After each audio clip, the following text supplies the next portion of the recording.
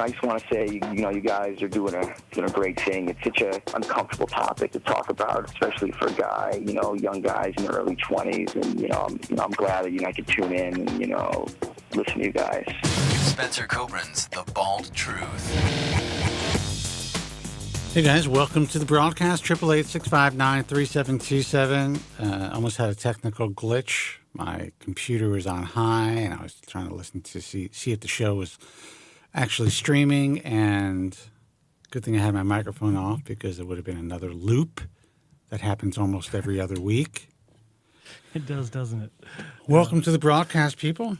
Phone number is 888-659-3727. This is our live Friday show. This is the U.S. broadcast of The Bald Truth. For those of you who are not living in the United States, we also do a UK version. Or Canada, yeah. It's a North America. It's the U.S.-Canada version. It's a North American version. Yeah. For those who don't realize that Canada is part of North America. Or that Mexico is part of North America. Very true. Yes.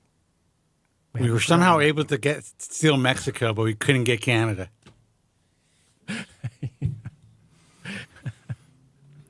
So many angles in that one. Okay, ladies, we're here to help you. I'm okay. How are you? Yeah, can't complain. Hold on. See, look, hold on. There you go. There's the loop. Just when you thought you weren't going to do it. Oh, let's see if I could fix that. Interesting. So what's going on? Who here wants help? What's going on? What? Great start. What happened? So, gosh, what is going on? Well, today's topic: hair loss and distress. How to put the topic? Hair loss and emotional distress. And I didn't mean to put a question mark. It's just like supposed to be there. And I think that was left over from the previous title last week. But yeah, I mean, hair loss, my original idea about this was how hair loss is stressful or distressful in many different ways for many different people. And that's one of the things I love about this show is when people call in, everyone has a different story. And it all comes down to the same thing. The root cause is hair loss and how they're dealing with it. And it's a different story, but it's all the same fucking story. And what these kids don't understand is, now I've been doing a little bit more Instagram stuff, and I'm getting a lot of comments now on my stuff. And they're like, well, how do you fix this? You can't fix it. This is what we're doing. Currently, my hair has been on life support for 35 years. That's it. That's the best we can do. Our hair is on life support. It's a progressive disease. There's no cure. There's no fixing. It's let's keep things alive for as long as we can, and maybe transplant some, or do a little comb over with a little hairspray. Glue on a little yarmulke if you need to. Cobble it all together, and boom. Try to live your life as best as you can. But I can't fix your hair loss. You know, it's interesting because that reminds me of a comment that, like, are we ever going to see the end of these same comments over and over? What the comment was a question. What happens if I stop taking my medication? Or no. Can I try the medication and then stop it a few years later if I don't like it? Of course you can. Sure you can. You're going to go bald. If you do, all the hair that you're saving will fall out. Yeah. You can do whatever you want, but if you're asking that question with the expectation or the hope that you'll not get any worse after you take it, then what you're talking about is a cure. Because if you take a treatment for several months and then you can stop using it and not have to worry about losing your hair anymore, that's not a treatment anymore. That's a cure, and they simply don't exist. So yes, you can stop taking it, but you will suffer the consequences. Yeah, I got a question yesterday. A guy says he's 44 years old, on no medication. Is he a candidate for a hair transplant? I'm like, well, that really depends. But in general, no meds, no transplant. Period. It's unlikely that he's going to have a long-term great result. He could have started balding 5 years ago. That's when his genetic trigger was switched. That was when it was flipped. I know guys who start balding at 60 and they're in a panic within 5 years or Norwood 5. They thought they were safe. And this may be bad news for people, but nobody's safe. If there's any genetic predisposition to this curse, you're not safe if you made it past 40. No. Good night. It can get worse past 40. Yeah, good night. Yeah, and it can get worse after 40, after 50, after 60. I really lit my studio up today. I was trying some new lighting. I lit the ceiling. It's very bright, but I think it's good. It's a little more clear. It is good. I can tell the difference. Okay, thank you. Okay, all right. Thanks, everyone. Thanks, Joe. Yeah, so it's... I don't know. I reflect on this stuff because I'm reminded of these patterns that simply don't go away almost every day now. Like every time I go onto one of these, like Facebook pages or, some website where people can interact and talk about hair loss or transplant surgery or treatments, it's the same stuff over and over. And it goes beyond asking about the same, like, are you whatever, 30 years on. It goes beyond that as if it's, a new thing. It's the same questions over and over. And it's understandable, but at the same time, it's kind of, I don't know. I wish that this general basic knowledge was much more front and center for people doing the research, because it seems like everyone that's starting their research, they have to start is such a deficit, even with all the information that's out there now. It's still harder, if not harder than ever, to get just the bare minimum of information. I'm making believe I'm paying attention. I'm sorry. What was that? That's okay. Sorry. So it's, I don't know. It's frustrating sometimes for me to delve back into these discussions just because it's the same stuff over and over. Here's what I'm learning, and I've been doing this for 30 years. I was very laxed on my social media, and I wasn't sure. I've been vacillating back and forth for 3 years, saying, "Yeah, I'm going to do more social media. I'm going to do this. I'm going to do that." I decided to put just the slightest bit of effort into it this week, and the amount of engagement, questions, even hate. I just posted something about the reality of derma rolling and putting minoxidil on a braided skin. That's like the worst thing you can do to your scalp. Anything with SD alcohol on a braided skin, you're killing your scalp. You're actually killing the skin cells. Long-term damage of consistent derma rolling is pretty significant.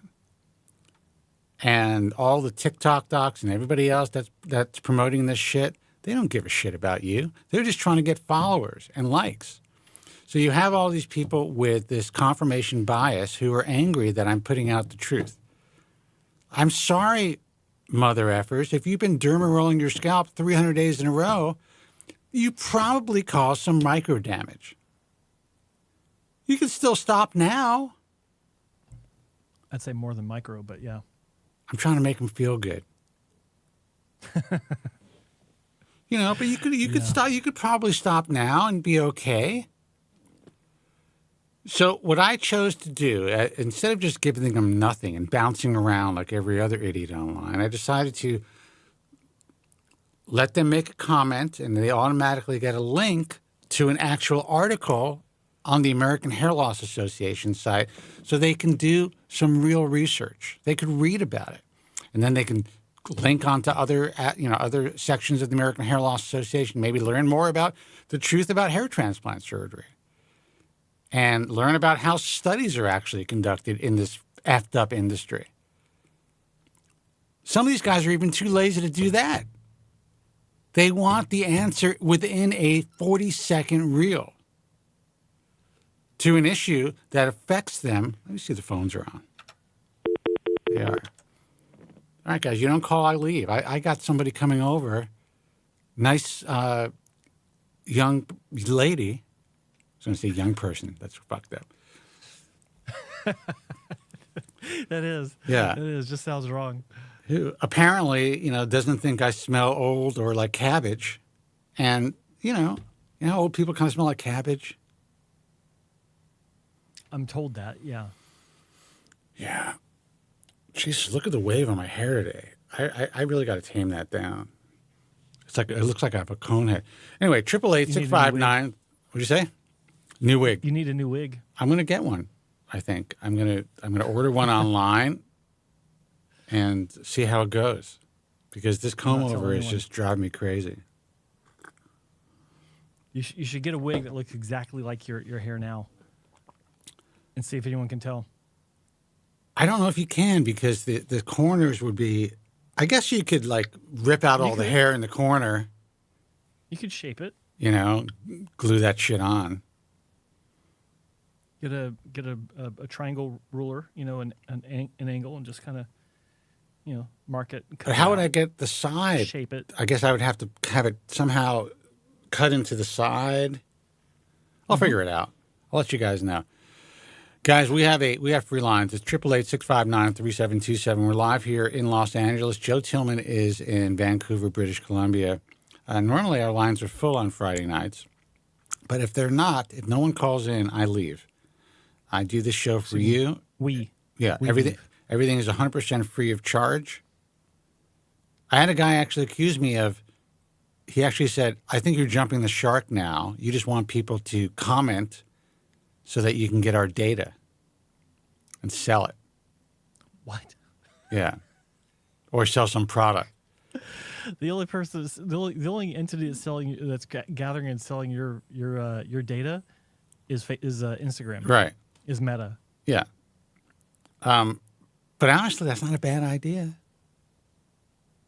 That's right. Got a lot of people, selling shit that promotes blood flow that I'm sure would love to have my followers and all their data.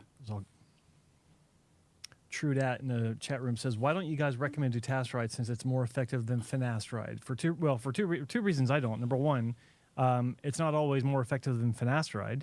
And number two, it can have more side effects than finasteride, and what the same side effects it can have can be more severe.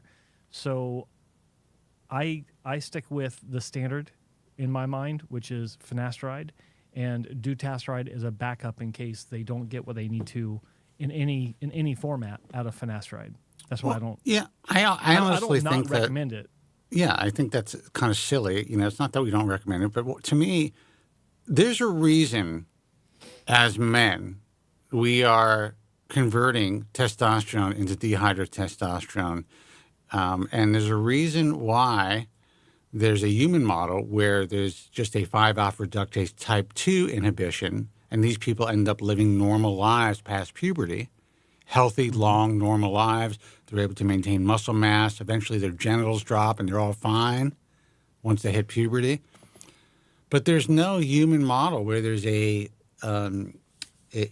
non-select 5-alpha reductase inhibitor that inhibits both type 1 and type 2 5-alpha reductase.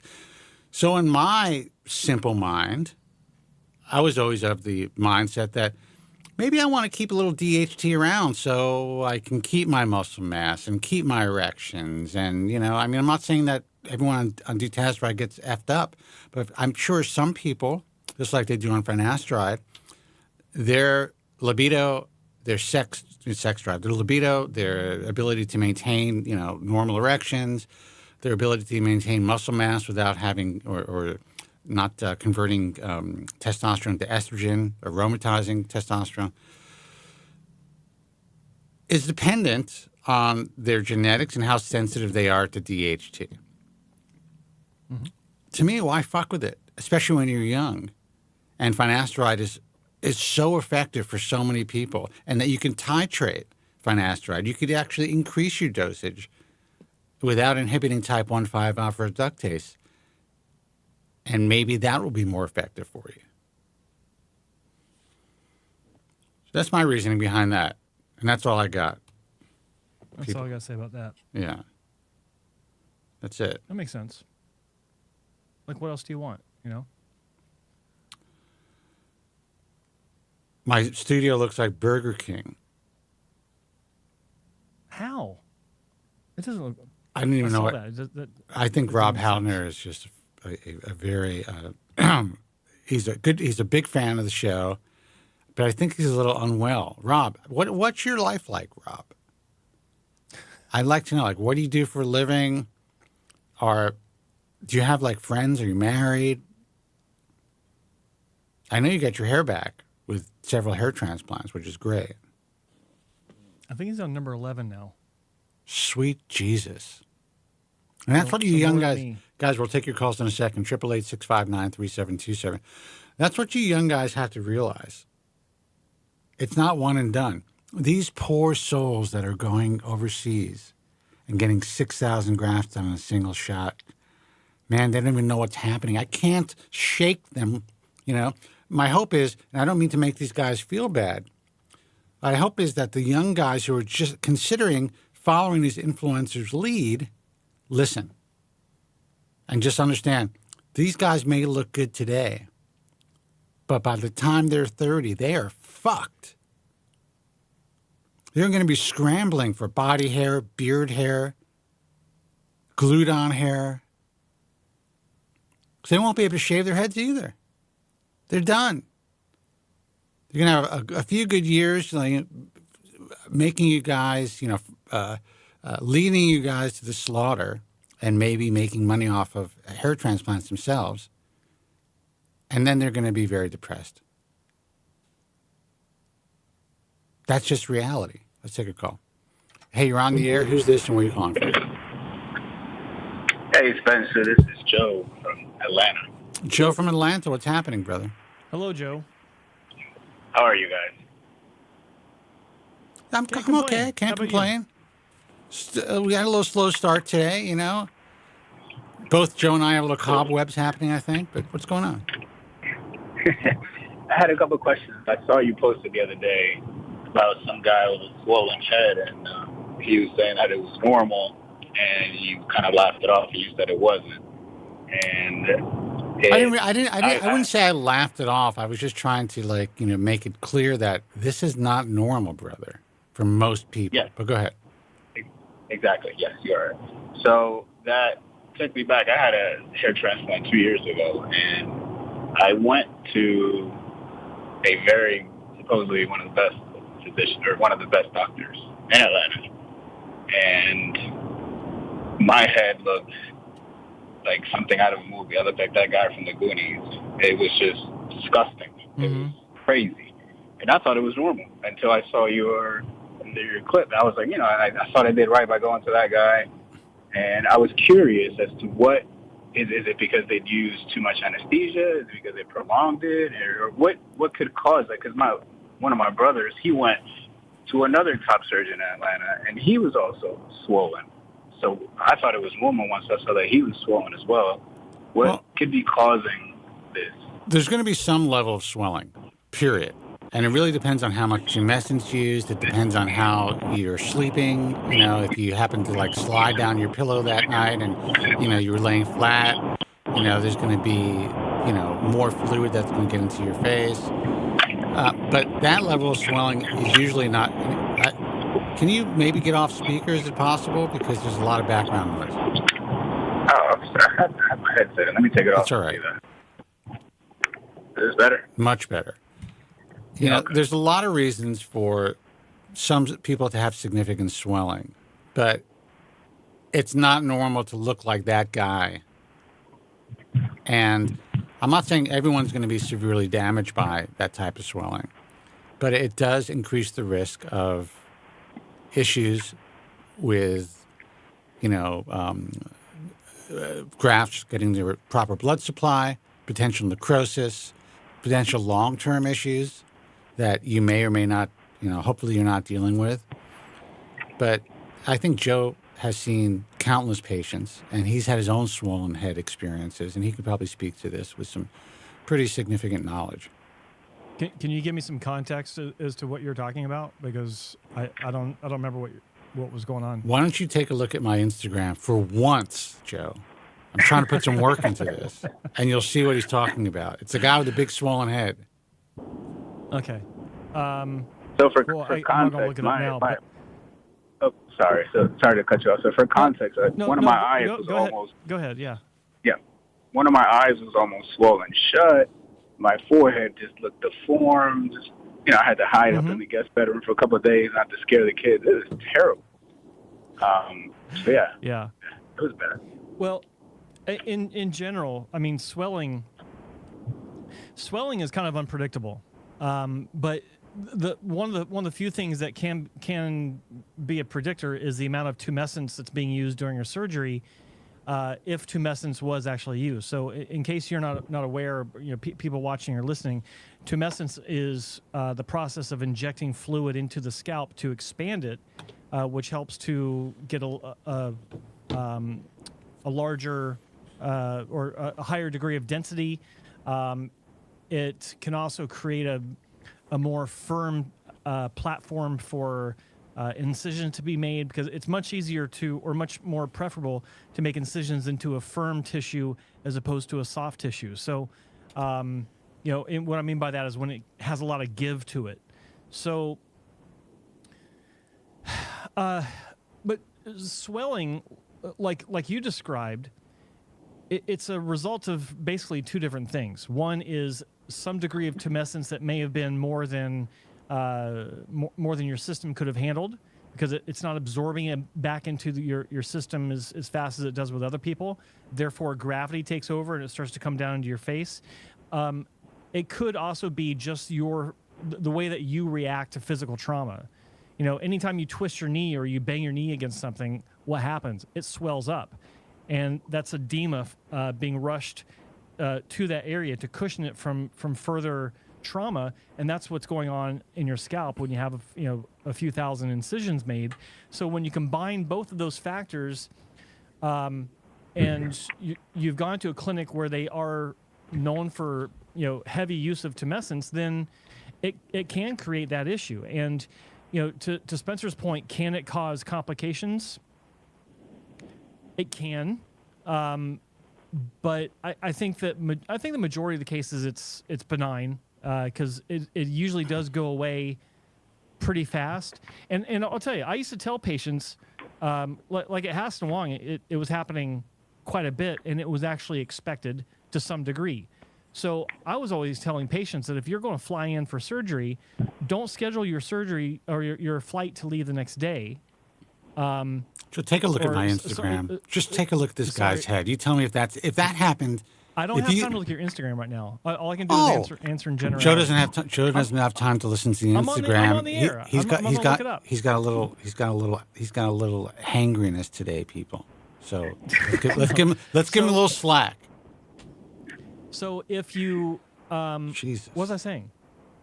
Jesus Christ. So I would tell them that if they're going to fly in, then if they're going to leave the next day or leave 1 week later, because if they leave in the middle of the week, they might leave when their swelling is at the peak, and no one wants to do that, like you experienced. So it usually kicks in by day 3, and then will be done by day 6, day 7.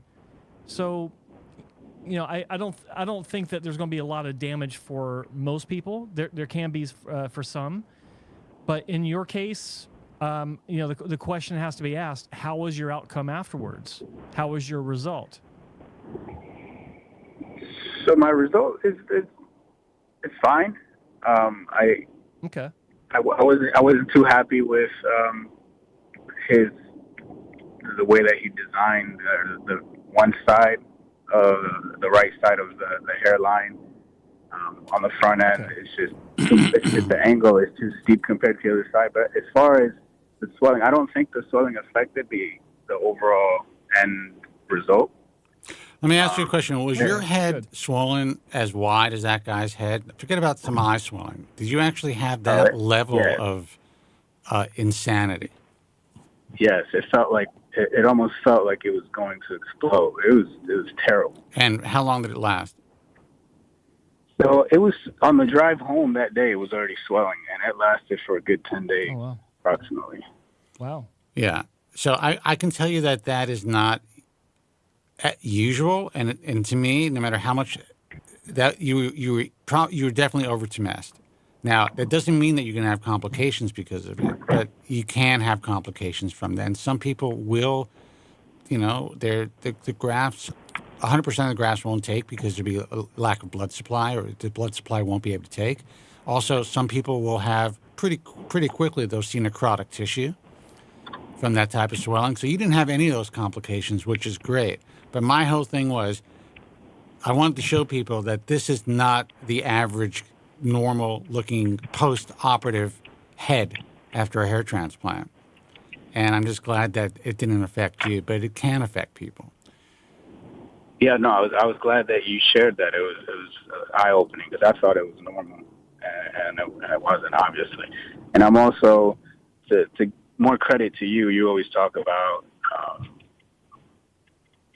the dangers and whatnot. I didn't get screwed or anything like that, but I do wish I didn't get it done because I didn't take into consideration my plan was, all right, I'm going to get it done. I'm going to be good for a couple of years, and if I have to shave my head, I have to shave my head. But then I have all these parts that, for some reason, I fell victim to the lie. You get a FUE, you don't have to worry about scars. But a couple of months ago, I got kind of a high fade, and I got a bunch of little scars Absolutely. that I didn't anticipate having. It's all bullshit, brother. And that's why I just want people to listen. I could speak until I'm blue in the face. People are going to have hair transplants, and that's fine. And that's why there are doctors who, are connected to me through my organization, the IHRS. But they have to understand that I'm going to try to talk people out of surgery, or at least give them all the information they need so they understand the entire scope, all the possible pitfalls, both short-term and long-term, and let them make better informed decisions. And it sounds like in your case, maybe if you knew that scarring would be visible, that you might not have had the surgery. Correct. I also liked the way my head looked when they shaved it, that the day of the surgery. And I know you always say, first thing, shave your head. And I wish I would have tried it before. And I was like, this isn't too bad, but it was obviously too late to back out now. So I know exactly how you feel on that one. I've been there, and I've heard that from so many people. It's like, when they were shaving my head for surgery, I was kind of thinking to myself, this looks pretty good, Yeah. So, but my question to you is, were you told that there was going to be no scarring, or was this billed as a no scar procedure? To be honest, or scarless? I don't remember, man. It was one of those things where you make the decision to get it done, and no matter how many good voices come around and maybe mention, hey, you shouldn't do it, you've already made up your mind. And yeah, so to answer your question, I don't remember. I don't remember what it was. I don't remember if they actually said there would be no scarring. But I do know that in my mind, there was going to be no scarring. And that's the way that a lot of people feel online. That's a lot, especially the young people. And there's a lot of hate when I'm out there just saying, hey, look, just read this or learn about this. Just know what you're getting into. Look, I'm a guy that wants hair in his head. I'm almost 60 years old. If I decide to have surgery down the line, I waited long enough. It could last until I drop dead at this point in my life. That's how I feel about it. But I knew that I wasn't a candidate, emotionally especially, I couldn't risk the shock loss. I didn't want any type of scarring on my head just in case I wanted to shave my head one day. But as I'm getting older, I realized, I don't know if that's going to be a good look for me. Or I'm just so used to having hair in my head, I'm just going to continue to do whatever I can to keep some. But most younger people don't deliberate. They don't really, they're not litigating in their minds, what the reality can be and what the downsides could be. They're just jumping in, head first, no pun intended. So, well, listen, brother, I'm hoping that at the very least, you're not miserable with your decision. No. It's fine. It's fine. I'm satisfied with it. It was just the post about the swollen head made me just want to reach out to you guys and ask you that question. I did have one last question, and I'll let you guys go. Sure. It's in regards to creatine. If we're susceptible to hair loss, do you guys believe that in taking creatine will lead to more hair loss? I'll let Joe answer that if you'd like to. You know, well, I was just thinking to myself, it's funny that you're asking because this is like the third question I've had on this subject this week. So I got to ask, is there something going around right now talking about creatine? Like, is this the 19th or 20th cycle of creatine info that's going around? I don't know. It's just that I've recently started working out, and everyone talks about the great benefits of creatine, and it made me wonder. And then the hair loss eventually gets thrown in the mix. So, you know, there's been a lot of back and forth information about this for the past 10 years. And I remember when I remember about 10 years ago when I was heavier into strength training, when I was reading the same thing. I don't think that that's the case. I don't recall any sort of specific studies that conclusively showed that it absolutely causes hair loss. Anecdotal stuff at best. I don't think it's going to be an issue. Spencer, what do you think? There's one study that conclusively shows it, and that's why everyone was so freaked out about it. But then all the subsequent studies that were essentially backed by nutritional companies refuted the original study, which was a relatively small study. In my personal experience, when I was younger and I was taking creatine, I loaded up on it like everyone told you to. I was taking like 5 mgs or something a day. Mm-hmm. Right. I'll tell you what it did for me. It made me just hold water. I looked less flat, like my muscles really looked pumped all the time. So it was great. But I definitely felt that I was losing a little bit more hair. Now, subsequent years, there's been plenty of people who have called the show that have said they've taken creatine and they started to go through telogen effluvium. We had a caller not too long ago, who's a bodybuilder. He calls the show several times. He went through some massive telogen effluviums, but he stuck with it the last time and it corrected itself. So, you know, I mean, word on the street is that's all bullshit. I don't know if it is bullshit. I always tell people, look, anytime you are manipulating your hormones in any way, which creatine might be doing, at least according to some of the, and I put this loosely in quotes, studies, then, you know, it's possible. But I don't think most people suffer from that side effect. And, you know, it's really up to you. Now, creatine also helps, it's kind of like a nootropic also. It really helps brain power, which I could use at this point in my life. And I also wouldn't mind being a little bit more pumped because I don't carry any water really in my body most of the time unless I'm drinking. Like you've seen me. Like if I'm drinking, I'm fucking, you know, my face is twice the size. But normally, I don't carry a lot of water, and I do have a lot of muscle still for my age. That little pump would make a big difference. I don't take it. So you take that for what it is. Joe says it's okay. I say it's questionable. Yeah.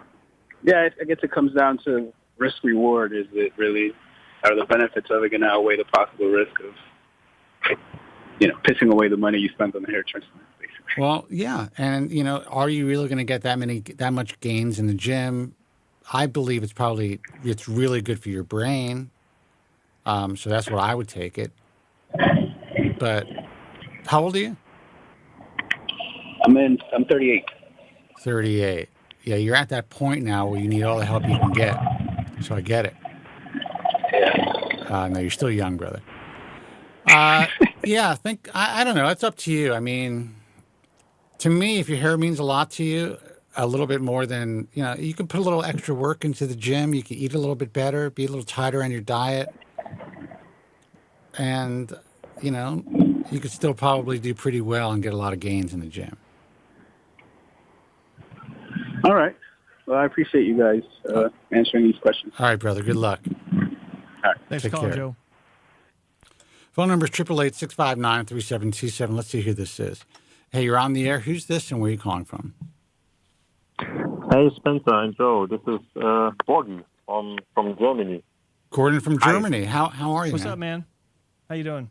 Yeah, I'm fine. I'm good. I'm very good, actually. That's great. I wanted to thank you again because I already called your show and I told you that because of you guys I considered FUT and I didn't go with the mega session FUE, which is everyone going here, and I'm doing great. And I also consider it medication because of you. I changed my mind.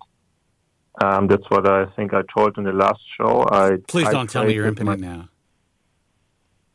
I'm just kidding. If I have to think about it, I think maybe the first 2 weeks, maybe a little bit less interest in sex. But to be honest, that could also be right in my head. Like sure.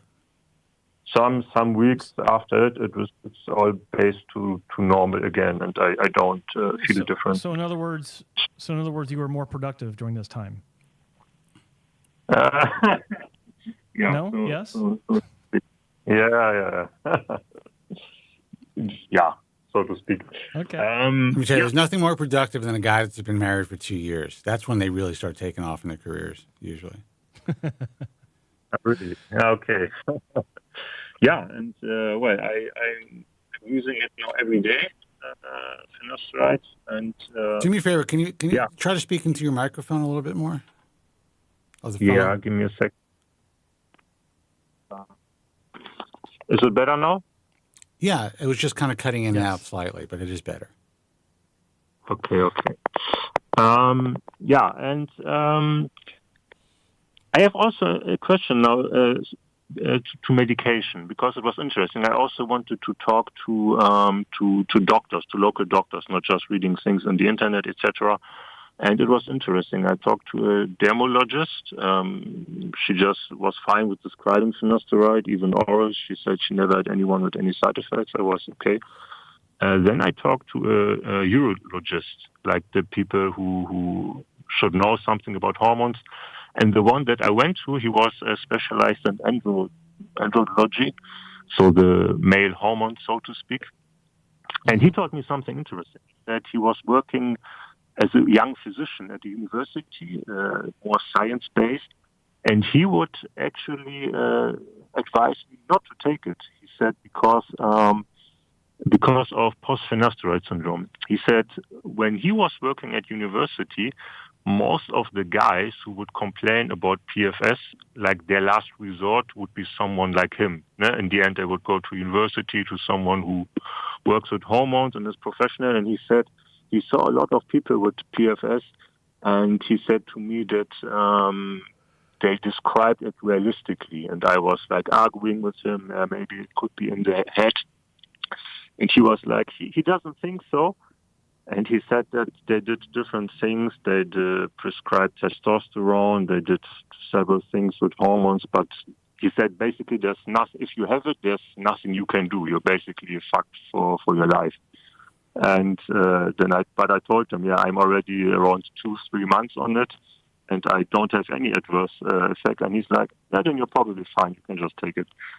And I just wanted to ask what would your guys take on PFS. Do you think it exists, or it's just in the mind of the people? What do you think? I think both. I think that it does exist. I think it's an extreme anomaly. And I think that because of that anomaly, there has been a mass hysteria effect. I mean, the same anomaly happens at a much greater extent with SSRIs. And they've been able to find causal effect when people getting off Paxil or people getting off what is that? Not Proscar. Prozac? Whatever. No, Prozac and Effexor and all those. Yeah. The level of adverse sexual side effects while on the drug and off the drug is significant. I mean, it is mind-blowing. The percentage of people who deal with adverse sexual side effects from SSRIs and post-SSRI syndrome, no one really talks about it. compared to finasteride. Finasteride is a very small percentage. Now, what always interests me about post-finasteride syndrome is from 1992, when Proscar, which is a 5 milligram form of finasteride, until 2005, at least online, there was no mention of it.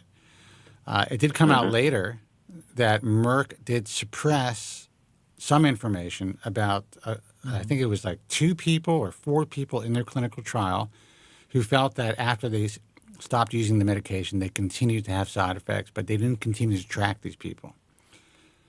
That's it. But from 1992 to 2005, this medication was prescribed for benign prostate hyperplasia and then approved for hair loss at 1 milligram in 1998, December of 1997.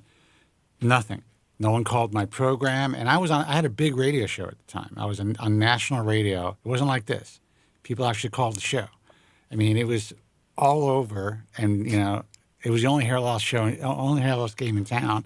People were listening in their cars, and while people did complain about side effects, every person who called in who got off the drug had no adverse effects. And also, during that time, I dealt with doctors who prescribed to tens of thousands of patients, and no one saw that in their practice until after about 2005, 2006. So I don't know what to make of it, really. Well, in having been in a clinic that did prescribe this on a daily basis, like probably a dozen times, for the first 3 years of my existence in this industry, I didn't hear about any of this from anyone. And, it's funny. I was just reminded about a phone call I had with someone that did call me at the clinic probably, I don't know, not long before not too far before I left, probably around 2013 or so, 2012. And he was talking to me about his PFS. And I was very curious about it because it was so rare to hear about this. I actually wanted to learn more, so I kept him on the phone, and we were talking about what he was experiencing and what he did to deal with it. And he even told me, he said that at one point he was having to take Viagra to combat his PFS, and he said it was successful in that regard. And then he said something really, really key. And this is a guy that said that he was, currently dealing with it. And something slipped out that I don't think that he processed. He said, "Good thing is I don't need it anymore," referring to the Viagra. And I was like, "What do you mean you don't need it anymore?" He goes, "Well, everything went back to normal." I was like, "So you're telling me you don't have PFS right now?" And he paused. And it was like he just got hit in the water in the face with a splash of water. It's like, oh my God, I don't have PFS. It was so ingrained in his head that he had PFS. He didn't actually have PFS, at least not long term. He thought he was still suffering from it, even though he wasn't suffering from it. It was a very unusual psychological situation. And it left me thinking, how many other people are going through this where they think they have it and they don't? Or they used to and they got over it quickly, but they're still hanging on to that thought process. It was a very interesting phone call, and it really opened my eyes to how some people may be looking at this. And let me answer one question in the chat room. I'm not saying that post-SSRI syndrome is more real than post-finasteride syndrome. All I'm saying is it's much more prevalent, and they've been able to prove causality. That's all. Mm-hmm. Yeah, but I think there's also a difference. Like PFS for me wouldn't just be erectile dysfunction, because erectile dysfunction is also something, if you don't use it for months, if you don't use it, you kind of lose it. I also kind of decreased my libido a little bit by taking too much everyday cold shower before going to sleep, because that would suppress blood flow during the night. And if you don't use it, you don't use it, you lose it. That's what I've been trying to tell Joe for years. Joe, I'm going to put the camera on you. I got to open my door. Hold on. Go ahead, Cole. You keep talking. Okay. Yeah, but other thing like for me, PFS would be like really with brain fog and severe depression and what those people in the forums like write, they're not work, etc. Of course, yeah. Yeah. And not to say that doesn't exist. I mean, obviously it does for some people, but I've talked about this for so long with so many people, and to this day, out of the thousands, tens and tens of thousands of people I've dealt with through emails and phone calls and consultations and things like that, it just hasn't been an issue with almost anyone I've talked to or communicated with. Not to downplay things, but I mean that's just my personal experience, and that's why when I get people telling me that it's much more prevalent than people talk about, it's like, is it really? Like, I mean, I have a pretty big sample size to pull from with my own personal experience, and it just less than 5 people I've ever talked to have had have told me that they've actually had that type of issue after they've taken it. I've had many people tell me that they've had brain fog while they're taking it. That's not an issue. It's still a very small percentage, relatively speaking, but I've had plenty of people mention it when we're talking about it. But so few people have said that it lingered for a long time after they stopped taking it. So that's just my experience, and I hate to downplay or I hate for it to look like I'm belittling or dismissing what other people are going through. But all I have is my own experience to go on based on what I've heard from actual patients. So, so are you dismissing what other people are going through and how they're suffering with post-finasteride syndrome like you always do? Only you. No one else. Dude, I don't have post-finasteride syndrome. I have Jack Daniels syndrome. I have Jack Daniels syndrome. That's the only time. I'm telling you, I will say this. As I'm getting older, I'm being very candid. I used to be able to get fucked up and still fuck. Those days are gone. And I don't think it has anything to do with finasteride, people. Anyone who's on this drug, as soon as things change in their sexuality and sexual life, they blame the drug. And their sexuality? Yeah. And they blame the drug. I don't know what happened. I suddenly like guys. It must be finasteride. Yeah. Now, I don't know. If I drink too much now, I'm just like, can we just get some Kentucky Fried Chicken or something? Because I don't know if this is going to happen. But to be honest, like the last 10 years, I always had during my life some things that people would write that it's because of finasteride. Like I lost some of my eyebrows. It's not as thick as 10 years ago. My beard is not as thick as 10 years ago. Or like sleeping is also not as good. It's just because I aged a little bit. But if I would be for 10 years now on finasteride, I would 100% blame it on the drugs because it's what you can read online. Oh, yeah. Yeah. Yeah. And I know 100%. from the drugs, but I wasn't on the drugs, so...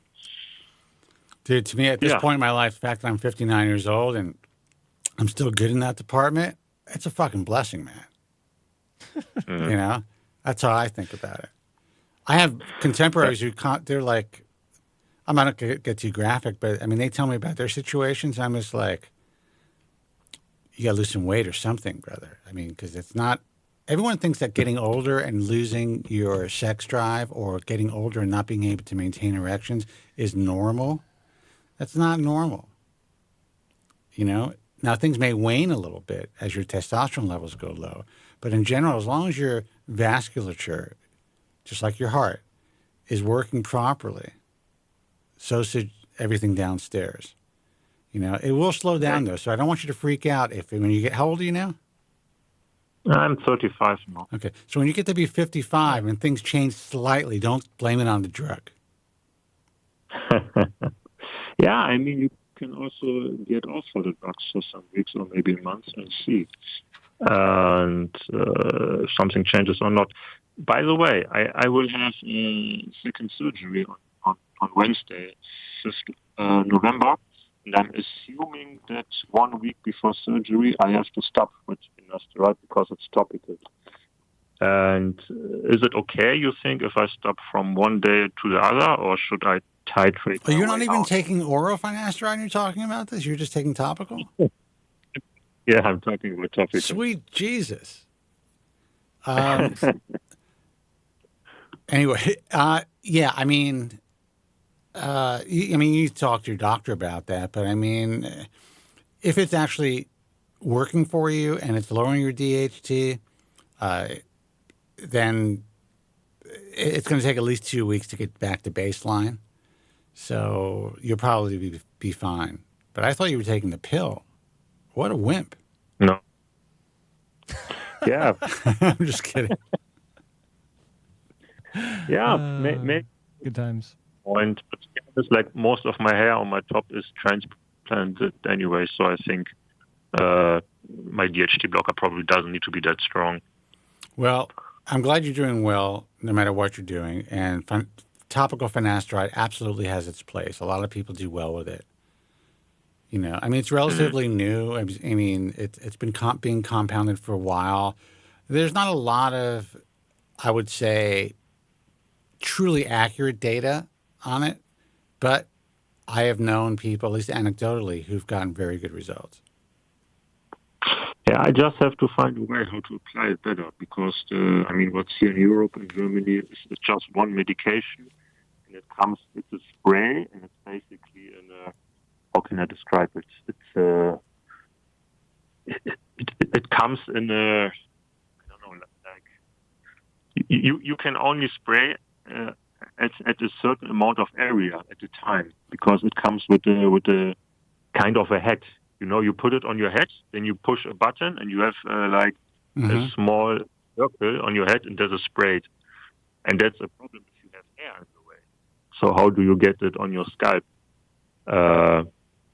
So probably better would be to, I don't know, fill it in something else. And you might be able to do that, or you can apply it where you apply it, and you can find a way to use like maybe a cosmetic sponge, something that's not going to be super absorbable, but something that'll just kind of push the medication around your scalp. I don't know. I stopped using topicals in 2001. I weaned myself off of minoxidil in 2001 on the radio for everyone to hear. I freaked out the entire way. Don't take minoxidil anymore? No topicals. What? I just take 5 milligrams of finasteride like every third or fourth day now, and that's my regimen.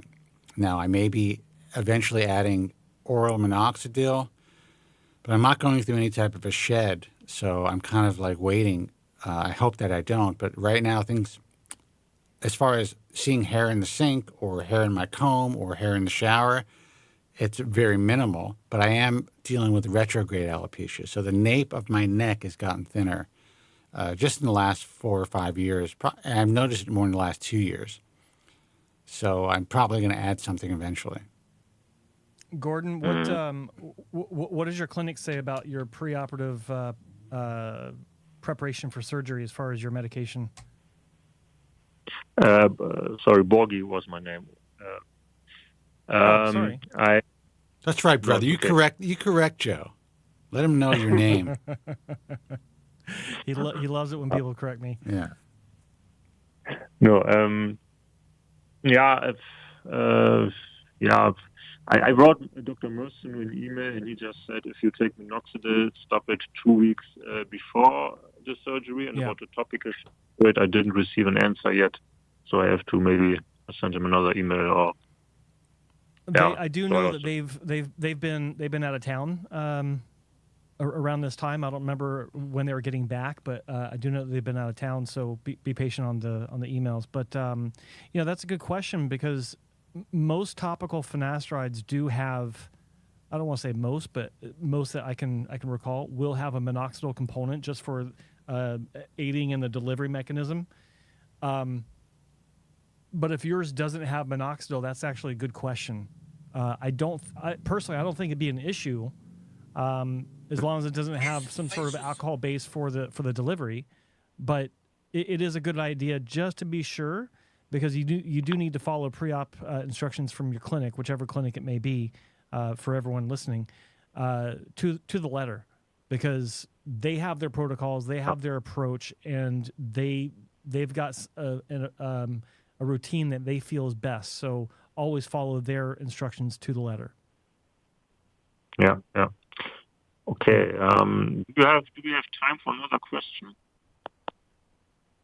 Sure. I mean, you got calls on the line, but sure, if you can make it quick. Quick question, quick answer. And if Joe could answer it quickly, then sure. Yes. Okay. I'm using FUT until I'm stripped out, and then I'm switching to FUE. Would it be smart to if I am at the point of using FUE, let's say my third surgery, would it be smart to use beard grafts at the same time because you can easier fill it in? I'm afraid if I just use scalp hair and then I maybe have a little spot on my crown and I just use beard hair there, then it's very specific at one area. You understand what I mean? So earlier. I'm not a fan of that approach. I feel like each surgery that you have needs to heal as it normally would without any sort of additional intervention.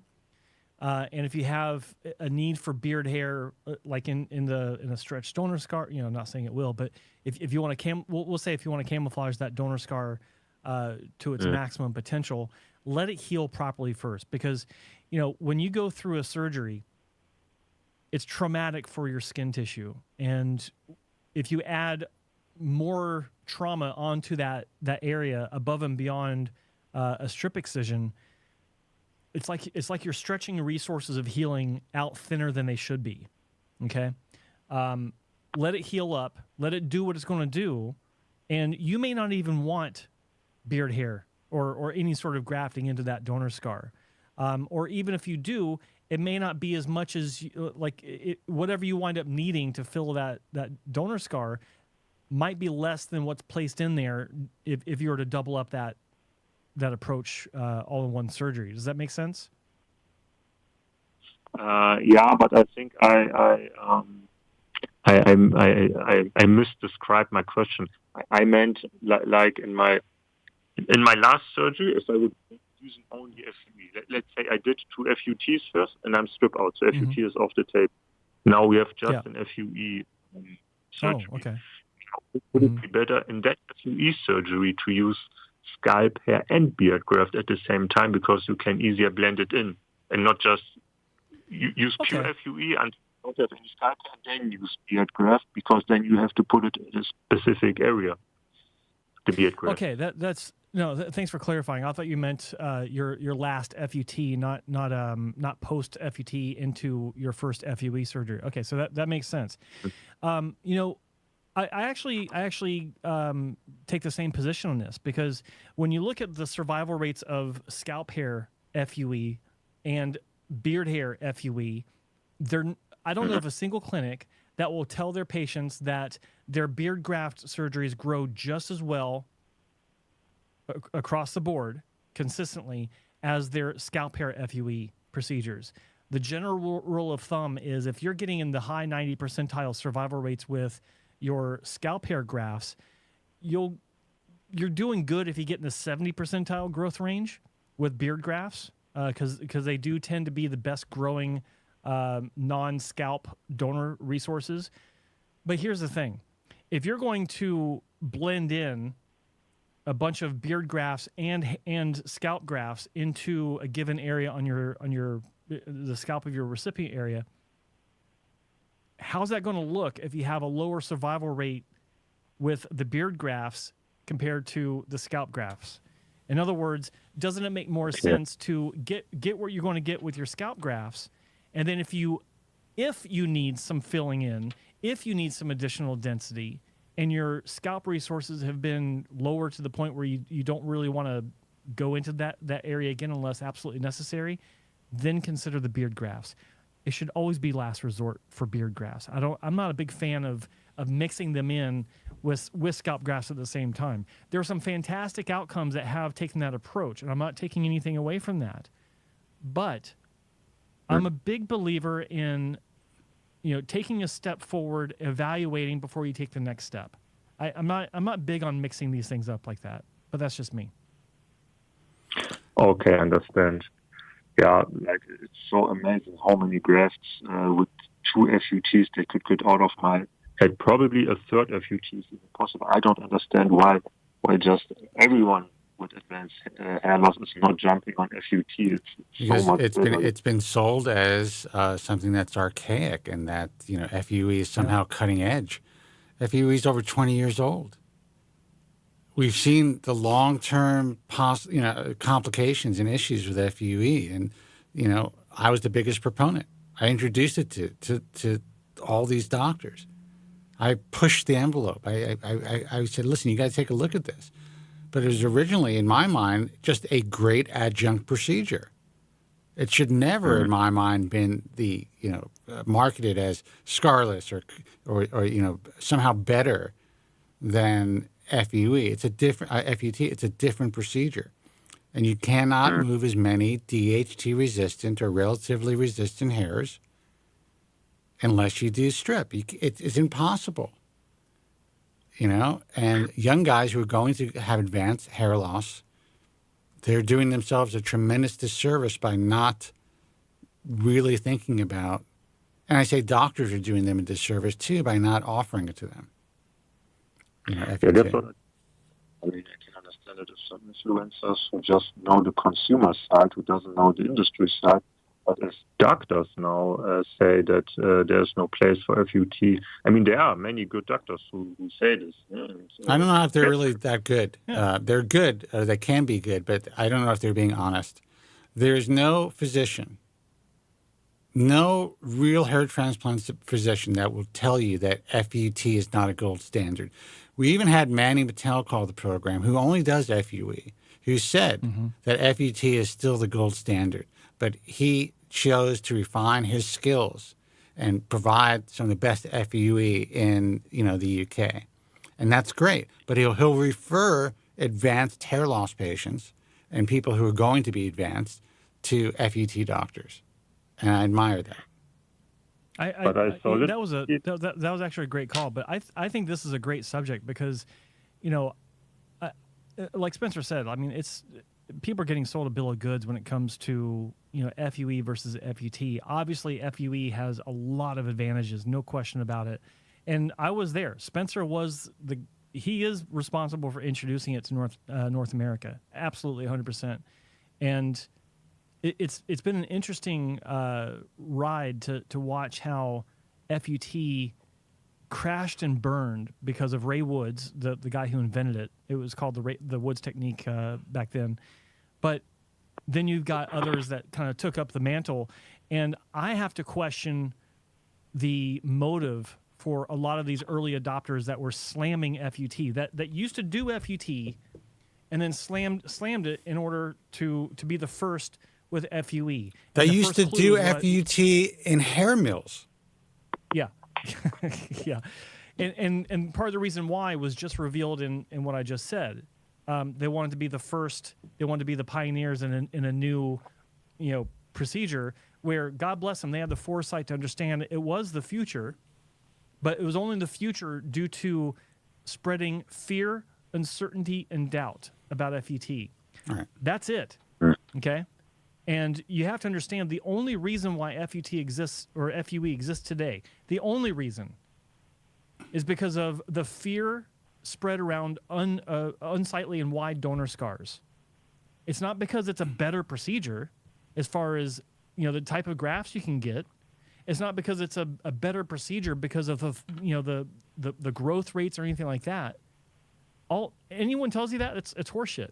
It's a complete fabrication.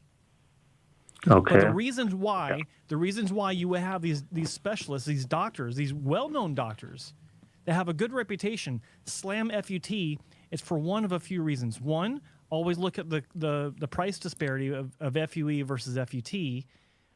FUE is always more expensive in one clinic where they also offer FUT. Okay, but you also have to look at the motivation of their position in the industry. Do they want to be known as an archaic doctor that performs strip? Because that's the way a lot of people are describing these clinics and these doctors. But there's one final point about this is any doctor, especially ones that used to do FUT, if they're saying it's so bad and FUE is so good, it's probably because they did a terrible job with strip to begin with. They probably have a long list of patients that have terrible donor scars, just bad results in general. And so, of course, they're going to slam it because they were terrible at it. And, guys, we're going to take your calls in a second. But the one thing I want to say is the one thing I really admire most about the no longer – he's in practice but no longer performing surgery, Dr. Alan Feller. While there's a lot that I don't agree with as far as stuff that was done online, issues with personality, some of the abrasiveness that he's demonstrated over the years. He invented one of the first tools for FUE, at least handheld motorized tools. And he was all in. He was all in. But he realized after performing a lot of FUE that, you know what? In the end, strip is better for the patient. And maybe because he's a 2 or 3 time hair transplant patient himself, and he was just being honest. It had nothing to do. People were saying he was just lazy or he's stubborn. No. He was providing great results for his patients, and he passed that down to his junior colleagues and people he brought on into his practice. And he was just being honest. Now, I thought him trying to create the modified or MFUE was probably one of the worst ideas in the history of hair transplant surgery. But I could never. I remember where I was when I first read that too. That's how bad that was. Yeah, but I admire the integrity that it took early on when everyone was trying to take a chokehold of FUE and just ride this wave. And he was adamant about it. He's like, no, we offer FUT. This is what we do. And this is the best for the patient. Yeah, but on the other hand, like Joe just said, probably they were bad at strips. But I saw literally 2 weeks ago an interview between Dr. Hassan and Melvin Lopez. And then, they were extremely good at strips. No, it's, I think, where you worked, Joe. And, oh, my God. Victor Hassan Victor Hassan did a interview with that kid Lopez? That is hilarious. That is awesome. He must really be hurting, man. Oh, man. That FUE is... Yeah. I was just thinking, why? It doesn't make sense to me. What was he saying? That what? FUE was what? Superior? FUE is the new gold standard, I think. That's hard. That's hard to believe that he believes that. Oh, I know exactly why he believes it, but I'm not going to get into it. That is hard to believe that he believes that. Yeah. You can look it up on YouTube.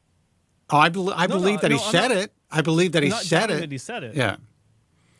It's just I'm not in the mood to get into I know what he really thinks, so but yeah. I won't go there. I won't go there. Yeah. But good for him. Yeah, that's the beauty of I don't know. I guess that's the beauty of being naive. And it's an interesting thing about this field. You could sell people anything. It's kind of like these meetings, You see these guys, they see someone speaking, they're clapping, and they go out in the hallway, they're like, this guy's the worst. Yeah. They're all patting each other on the backs and shaking each other's hands, and then they're like, dude, you got to see, this guy's the worst hair transplant surgeon I've ever seen. Anyway, brother, listen, good luck. Thank you for the call. Good luck with the surgery. Let us know how things go, okay? I call you after the surgery. Yes, please do. Okay. Yeah, Take please care. do. Take care. Good luck. Bye-bye. Yeah. Bye-bye. Wow. Good caller. Victor went on camera? That I'm surprised about. Desperate times call for desperate measures, brother, I guess. 888-659-3727. Let's see who this is. Hey, you're on the air. Who's this and where are you calling from? Hi, Joe Spencer. This is Isaiah calling from Long Island, New York. Isaiah, good. How are you, brother? Good, buddy. How are you? I'm great. Hey, been following Nice you to hear guys him. for What's about up? 2 years. Amazing show you guys got going on. Thank you. Appreciate that. Hey, I got a question. I have a friend of mine. You won't believe this. He's 26 years old. Just came from Turkey. 5,000 You're grafts. right. I don't believe it. I try to talk him out of it. Listening to your show, not even taking finasteride. I cannot believe it. He went with 4 buddies, all the same age. I was like, oh my goodness. And I don't know if you want me to say the name of the place, but they did something called stem cell with his procedure. So I haven't heard you guys talk about that, so I was wondering what your take is on that. Go ahead, Joe. I don't even know where to start. I mean, okay. Fuck, I don't even know where to start. The use of stem cells, some context is needed on this. Like, do they say that they're doing some sort of stem cell injections or a stem cell treatment, or do they call it a stem cell hair transplant? I've heard that one before. Like how are they describing the stem cell whatever? Well, they said it was almost like a PRP. They made three larger holes in his donor area, and from there they took out, I guess, extra blood or I don't know what they took out, and then they injected it on the top where they put the grafts in. Okay. It actually could have been all right. So if they took, you said 3 holes, but 3, we'll call it tissue samples out of their donor area. Yes. What that could have been is something that's legitimate, and it's called it's not called stem cells. Just a general reference to it. What it might be referring to is using a system called the Regenera system, which is it's based out of Italy, and what it does is it takes actual tissue that's got hair bearing or hair cells and and it breaks it down. Sorry, I'm wasn't prepared to talk about this, but what it does essentially is it breaks it down in an agitation machine where it literally breaks it apart, and then it's spun through a centrifuge, and some ingredients are added to it, and it is supposed to actually bring the stem cells from the hair follicles that are in that tissue, and to take this larger potion solution that they've created around it, and once it's injected, it's supposed to have a what stem cells are supposed to do. That's the type of effect that is claimed. Now, the only reason why I know about this is because some doctors that I work with, and they are renowned in the regenerative medicine space, such as Dr. Jerry Cooley, they were using this 5 years ago, 6 years ago, and they were excited by it, and they still use it today. So small chance that that's what they were talking about, and there could be something to it. And the whole point of this is to encourage hair growth and to encourage faster healing, things like that. I was laughing and all at the beginning because so many clinics throw around the stem cell hair transplant moniker, description of services and things like that that are included at no cost or whatever, and those are designed just to get people in the door. They mean nothing. If they're talking about PRP, they might describe it as a stem cell treatment.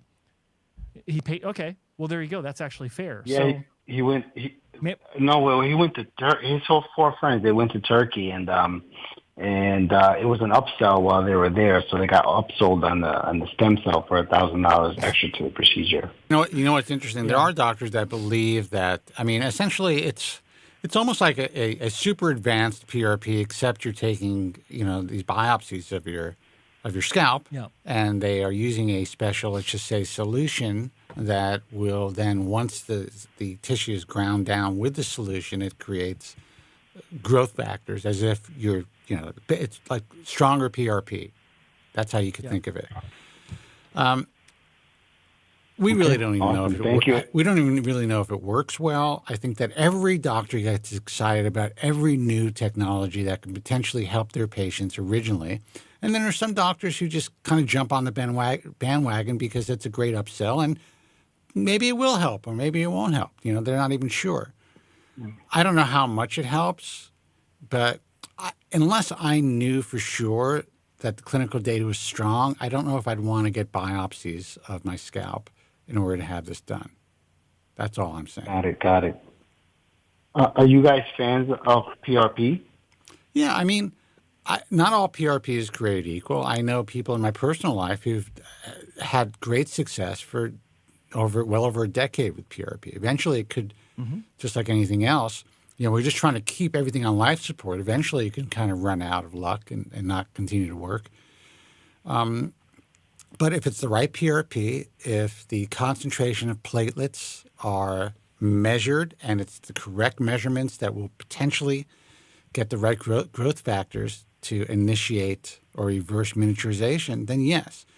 Problem is, most people offering PRP, they don't have platelet counters. They have no idea what your platelets are when the blood is drawn initially and what it is after the PRP is manufactured.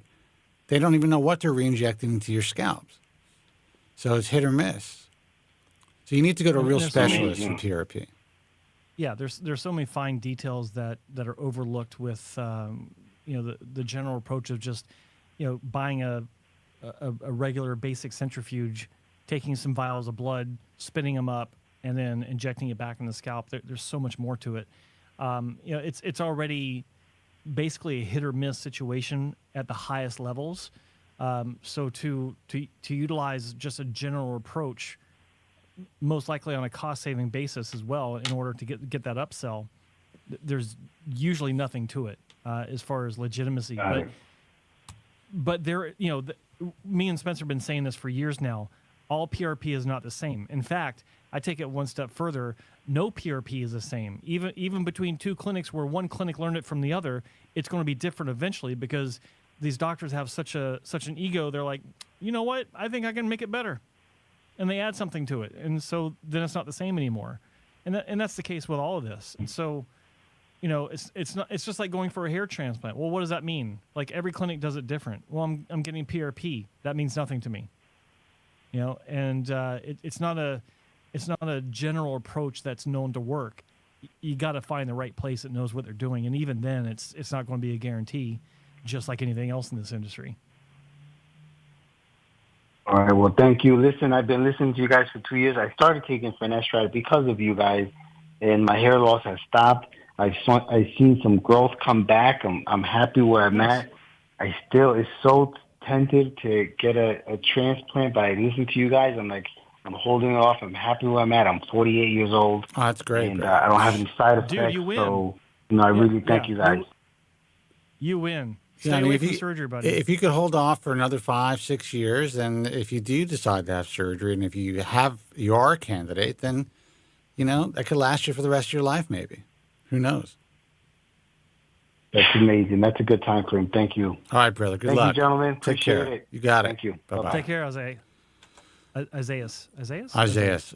number is 888-659-3727, toll free. I'm here in Los Angeles. Joe Tillman is in Vancouver, British Columbia. And we're doing a little show here that we do every week for way too long. I have to say, though, I've upped the Instagram game. It was a little, and good callers, hold on, I'll take your call. It was a little like, do I really have to do this?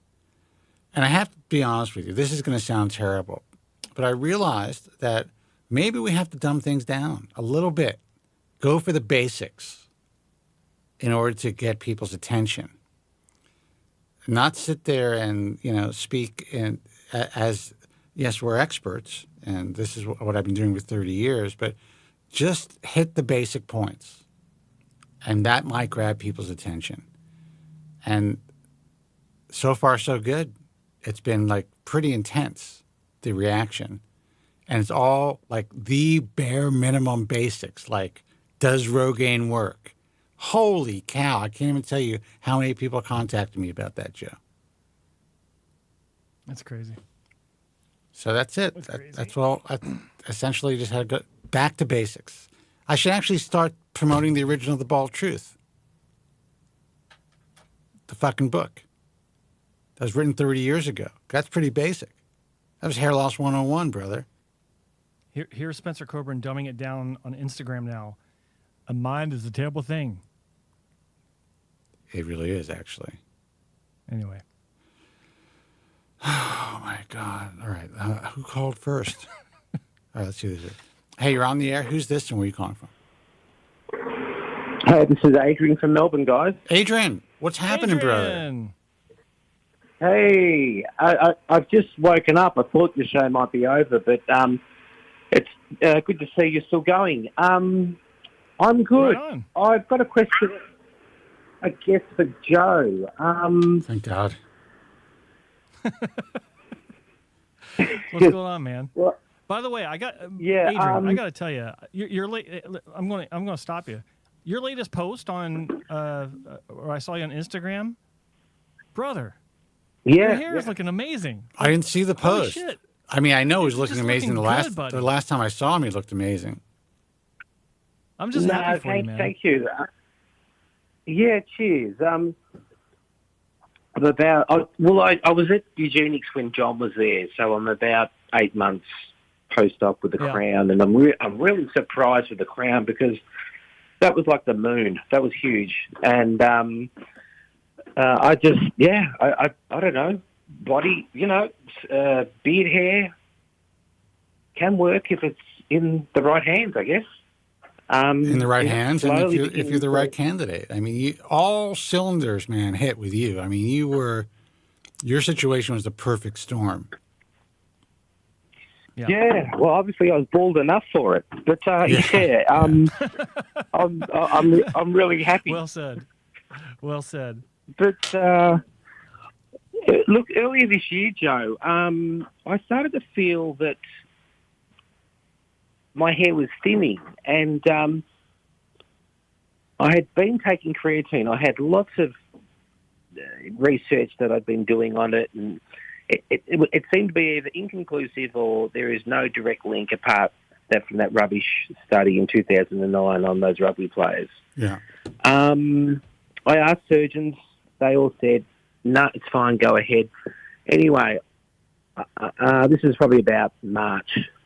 Around June, July, I really started to feel and looking in the mirror that my hair was starting to thin in the frontal area mainly. And I stopped the creatine.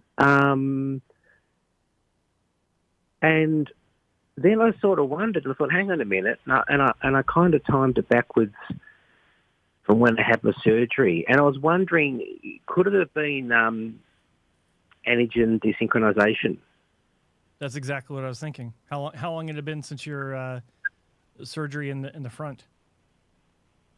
Yeah, so I had the crown one was just a small one, a haircut by comparison to the others.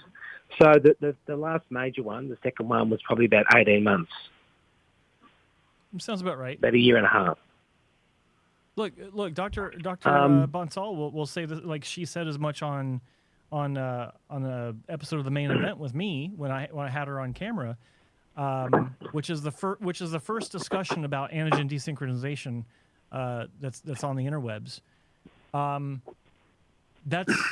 It very well could be. That's the first thing that I thought of when you're talking about this is how long had it been since your last big surgery in the same area. So I'm not saying it is. I'm not saying it's not creatine. Yeah. It could be the creatine. I don't know. But that's the problem with most of the cases I've talked to or I've heard about. It's like, well, there are other factors that might be at play because you're not you're not going commando with nothing else, just the creatine. There are other things that have changed in the past year and a half or whatever, be it surgery or, changing up your finasteride, minoxidil, dutasteride use, whatever.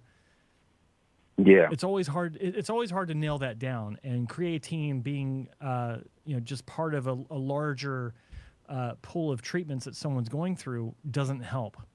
narrow that down. And in your case, 18 months after that surgery, that is the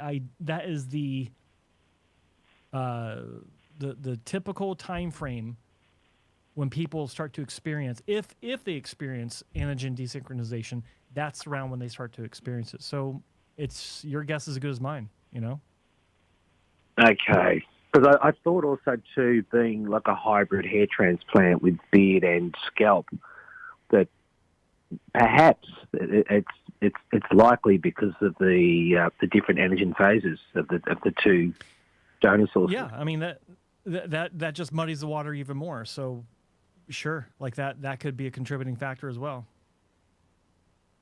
Right. Okay. I'm seeing Dr. Bevan Boyrell next month in November. I've been waiting to try and get a slot with him. And I'm thinking of trying finasteride again at a lower dose topically. What I have been using is saw palmetto for what it's worth. In probably the last 2 months, a day. And how do you feel on it? I know that's a very. So what's that? How do you feel on it? Oh, I feel okay. What's interesting is everyone's promoting it now, and I wrote about it 30 years ago, and there were doctors who were like, and one doctor was going to write the foreword for my book, and he decided not to write it because I wrote the chapter on, herbal supplementation that lowered DHT. I've always been a believer. I just think that it really depends on the person. It depends on the standardized extract. It depends on, there are people that just lowering their DHT by, 25%, that's all they need to slow their hair loss or to keep their hair on life support. So while saw palmetto is a non-selective 5-alpha reductase inhibitor, it actually will block both type 1 and type 2 as a minimally effective. But for the right person, it could really do a good job without side effects in most cases. Right. So okay. I would normally tell people if they're super afraid of taking, and I stopped doing it because I would hear so much shit about me promoting, nutritional supplements or herbs, especially from the doctors. But now they're all selling the shit after 30 years. Yeah. So I'm a believer. I think that if you're doing well on it, that's a good sign because you're definitely lowering your DHT if it's real, if it's a good standardized extract, quality saw palmetto.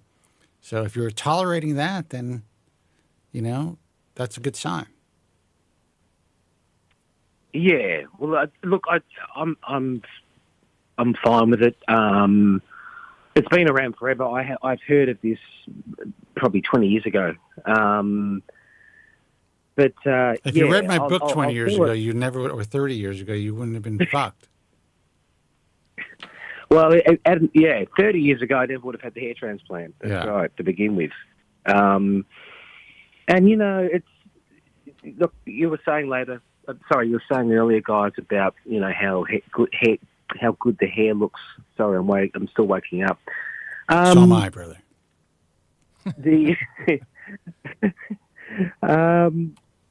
The more I feel stronger about buzzing your head, not just because of all the horrible stories I'm seeing, and I've got people contacting me about just some really bad mistakes. The same as I did when I was younger, but it's on a pandemic level. Oh yeah, it's insane. And the stronger I feel about shaving your head, I've said this before, and to a lot of people, that if I didn't have the scars, I wouldn't have gone. I was just sick of wearing a hairpiece. Yeah. And which is a much better option today than it was when I first began doing that too. But I don't know. I just feel really strong. What's in vogue in one period of time is out of vogue 30 years later, and vice versa. I mean, like we say, if we had to shave our heads at 18, 19, 20, etc., we'd be skinheads. Today, you'd be rocking the runway of Milan. I think, with a suit. Yeah. It's Almost hilarious. Some guys would. Not all of us. Maybe Joe would. Joe's got a good shaped head.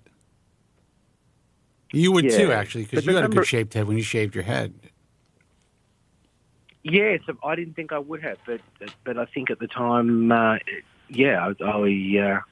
could pull it off. But just the volume of guys I see in Australia who shave their heads, it's no longer a weird thing. Dude, to me, it's fucking the ultimate freedom. That would be the ultimate freedom from my prison that I've been in for 35 years. Ultimate freedom. Yeah. I think about it. Yeah. So, I get out of the shower sometimes and I pull my hair back and I'm like, I kind of cover the sides. I'm like, what would it be like? I'm like, I'd have a cone head. I can't do it. And maybe I wouldn't. Maybe it would be okay. I don't know. But right now, still, it bothers me. I want to risk it. The day you do, the first thing that's going to cross my head or across my mind is, does he look like Kane from Kung Fu? That's all I care about. Well, if you see me growing out a big beard, that may be preparing for the situation. Yeah, grow out the Fu Manchu. I'll grow out a big beard, and then I'll get on TRT and maybe a little extra TRT. Just be totally jacked, and this way it'll kind of hide the cone head shape of my head. That's it. Or you could just let yourself go, get a beer belly, pizza. And that too would distract from your cone head. So it would. Way, it would. Either way. You win either way. Yeah. You win either way, exactly. Adrian, what you're talking about, I've had people ask me over the years countless times, would you do it all over again?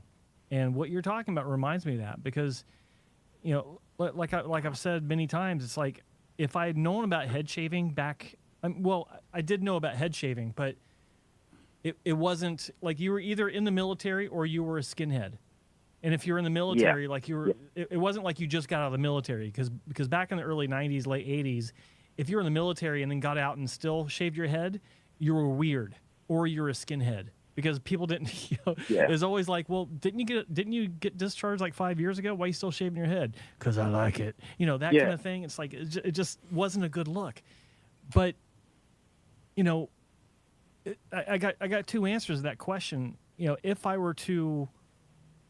knew then what I know now, I would not have a hair transplant. I wouldn't have had my first hair transplant, obviously my first two because they were repair jobs. Yeah. But I wouldn't have gone down this road because if I knew that head shaving would be an option, I would have waited. But Joe was the perfect sucker. He was like all the guys that we tried to guide in the safe direction. That was Joe. That was me. Yeah. Joe is this naive kid who's like, "You can fix this." The best lessons are the ones that are hardest learned. And yes, I just made that up. That's God, man. I got to remember that one. But having gone through this journey, having gone through, the two bad transplants and then. The 9 years of suffering with the shitty looking hairline and, just everything I've been through. If I could change it now, I wouldn't. Because you never would have met me. The person I am. I never would have had the I don't want to say pleasure, but I'll say the blessing of meeting Spencer David Kobren. Much less, becoming, I guess friends. And yeah. No, but it's been a hell of a ride. Frenemies. And I wouldn't change it. But if I knew then what I know now, then I wouldn't have started it to begin with. Even knowing that I'd know Spencer, 20 years later, 30 years later. Yeah. I gotta give you shit. Well, but it's an interesting concept. It really is. I would change it all. If I didn't have to deal with this shit, I would have found another way to make a living. I know that. Yeah, well, actually, misery. Joe, I agree. One thing, through it all, I was able to throw a bit of humour at it in terms of the hairpiece, especially when it was really starting to wear thin towards the latter years. But I mean, and at the beginning too. But like what you had to experience for 9 years with those pluggy little grafts and me with the hairline scar and whatnot. I will say this, and it's in line with what you're saying. I have made so many friends in the last 3 or 4 years. Really good. There's a lot of there's some arseholes out there. There's some people that I believe are psychotic. I have people who hate my guts. They don't even know who I am. Oh, really? What do you think? Can you imagine being me? Yeah. Well, welcome to our world. Yeah. I thought you were one of them. No. but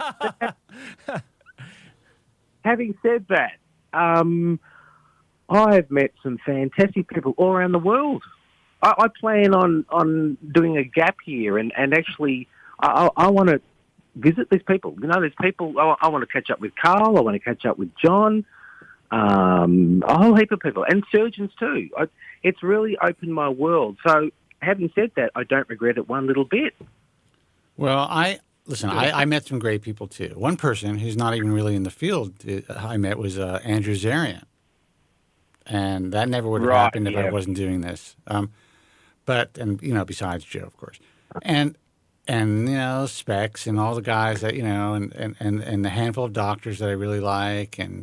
But in general, I've met the worst people, and this is not a joke, the worst people I could ever imagine meeting I've met in this field, and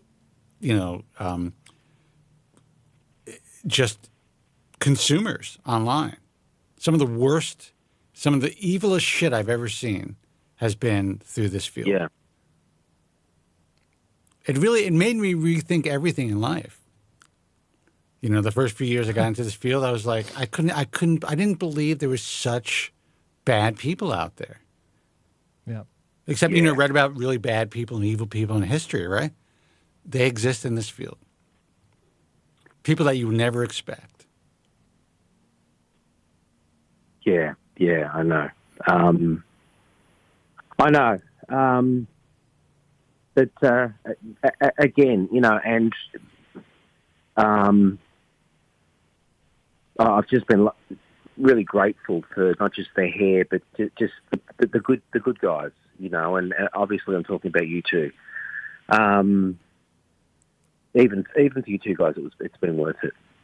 Well, maybe not worth it. You're one of the few good guys out there too, as far as the patients. There's plenty of good listeners. There's plenty of listeners over the years that have, it made me feel good about what I do. Trust me, and we've helped a lot of people. And there's people who are very gracious and have done some wonderful things and written me. When I started, I used to get a lot of snail mail to the studio and just really beautiful cards, and the people would like send me Christmas cards, and these are appreciative people who believe their lives were changed by either reading my books or listening to the show or finding us later when they started to work with Joe.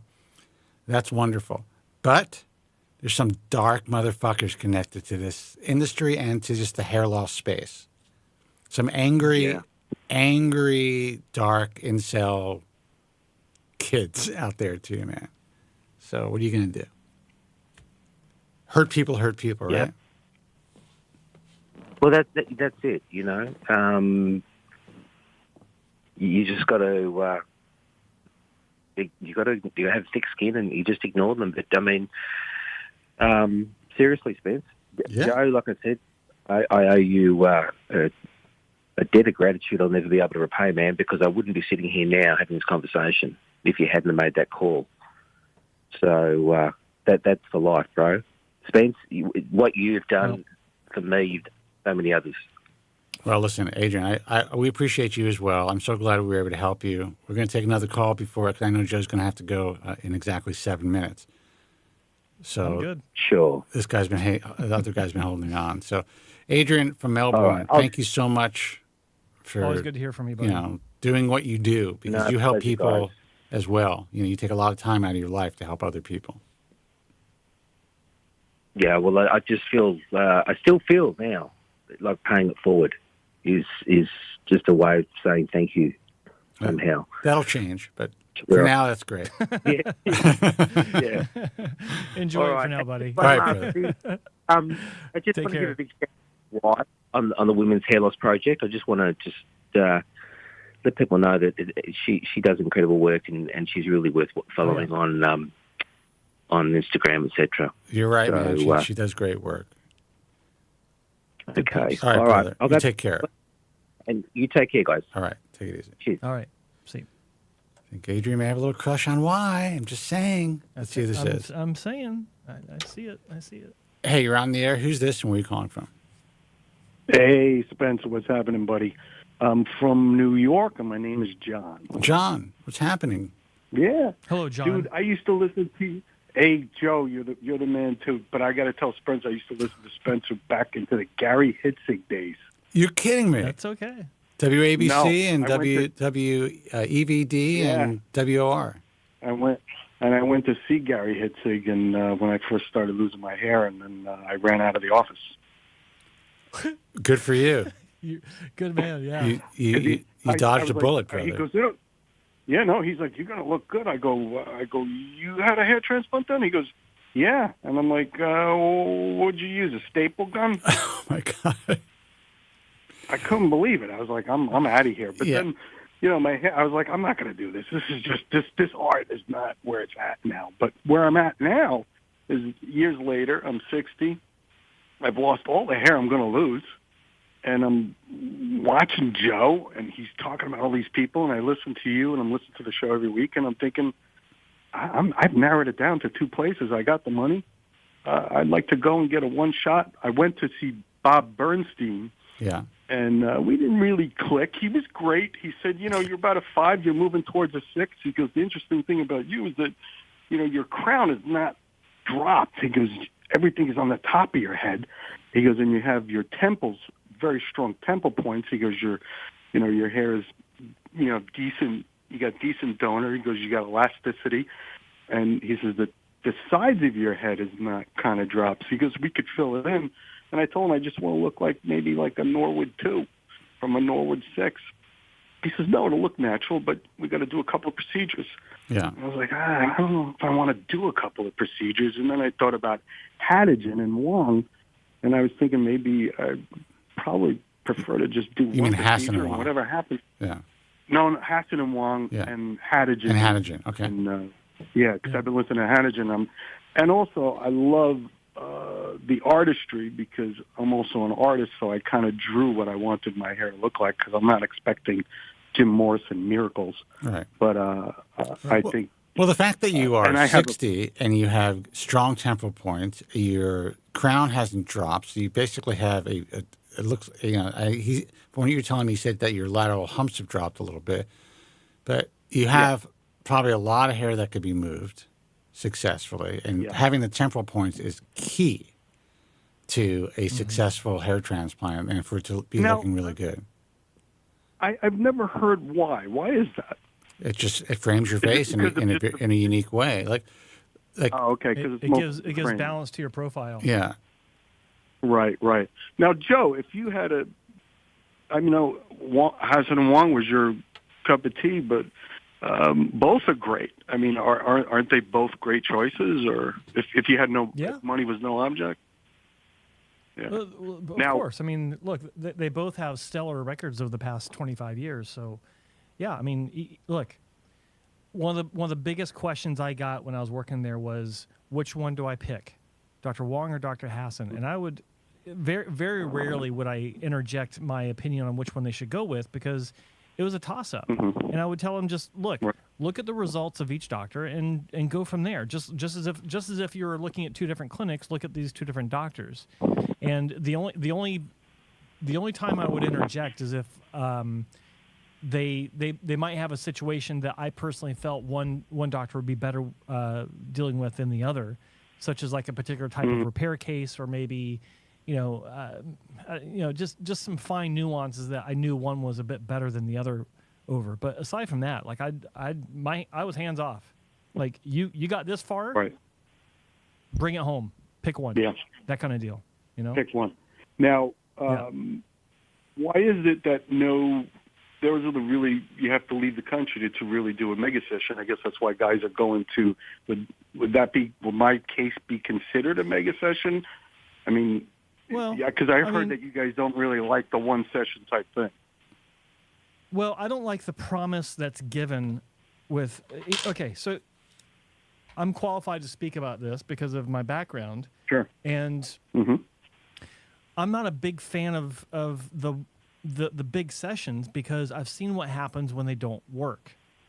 And you know, a lot of look, when you have say 5,000 grafts in one session, and you're going with a clinic that has a track record of consistency with such sessions, then obviously you're mitigating that risk to a degree. Right. But you're not eliminating it. And for any clinic to say, "Oh, we don't have any cases of poor growth," turn around and walk your happy ass out the door, because that's a bold-faced lie. Okay? Every clinic that's gotten to the point where they can do these big sessions will have cases where the growth wasn't great. Now, it doesn't mean they were disasters. It doesn't mean that, you know, that nothing grew and you know, the patient wound up living in a convent because they couldn't face the world. Nothing like that. But it's just it is a potential waste of donor hair that could be better served if a smaller session didn't work out properly. Right. Now, it's not to say that if you do decide to have a big surgery, that's you know, not going to turn out great, because it very well might. But you gotta understand the law of averages with this. And you know, Spencer talks about this. I talk about this, where if you have 10 patients going to even say the same clinic, the same doctor, to be truly 100% happy after, say, 4,000 grafts in a given area, 7 out of 10 will say, it could be better. Interesting. Right. It could be better. Right. Now, to qualify that by it could be better, does it mean more density? Does it mean a bit more artistry? A bit, you know, a bit of this, a bit of that? The answer is yes.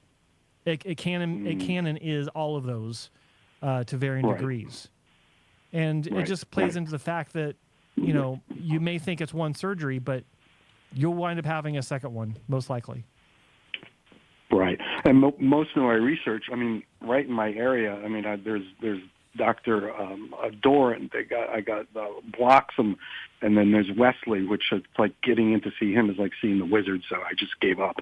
But that's interesting. That's interesting. I know that he's super busy, but it's interesting that. Oh my God. Yeah. I even had a referral and it didn't happen. So I've sent maybe 6 emails and no response, 0. But I basically deducing that, you know, Anagen and Wong, that's cool. But Anagen and Wong was, you know. So let me ask you this: so you're considering a strip, obviously. Of course. Okay. Because I wouldn't mind growing it a little longer. I'm cool with the scar or whatever. But, you know, I've had scars on my head from, you know, injuries or falling down or whatever, and they've healed fine. Well, here's the thing: the fact that you have such strong donor and probably no retrograde, which is great at 60. I mean, I think you have a lot of options. And as far as a mega session, I mean, if you're doing a strip, someone can get a good strip out of you. It's a little different than having a mega session via FUE, in my view. Yeah, they could both fail. Right. That happens. But at the very least, the grafts are being dissected 3-dimensionally or under, you know, stereomicroscopic dissection. You know, you're not having scattered scars all over your scalp to remove 3,000 or 4,000 grafts. Right. So what numbers are you looking at? Did you say? No, he didn't. I mean, I think Bernstein, what did he say? It was like in the 3,000 range, I think. Total. From what I remember. Yeah, total. Okay. And he said it'll look fine. He goes, you'll be a little thin in the back. And I don't care about I don't want to be bald in the back. I'm bald on the top. But I'm not, like, again, it's not the back. Everything is on the top of my head. Yeah. And I was looking for a very conservative hairline, like Bruce Willis or mid-'80s. Right. You know, just, you know, high. You know, I know I'm not going to look, you know, I just want to go to like a 2. And he's like, you know, you got the best attitude, you got the best outlook.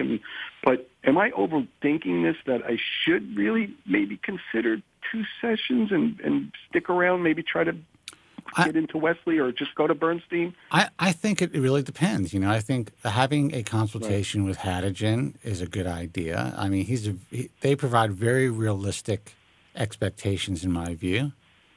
I don't know if Joe agrees with that, but yeah, I mean, I do. And 100%.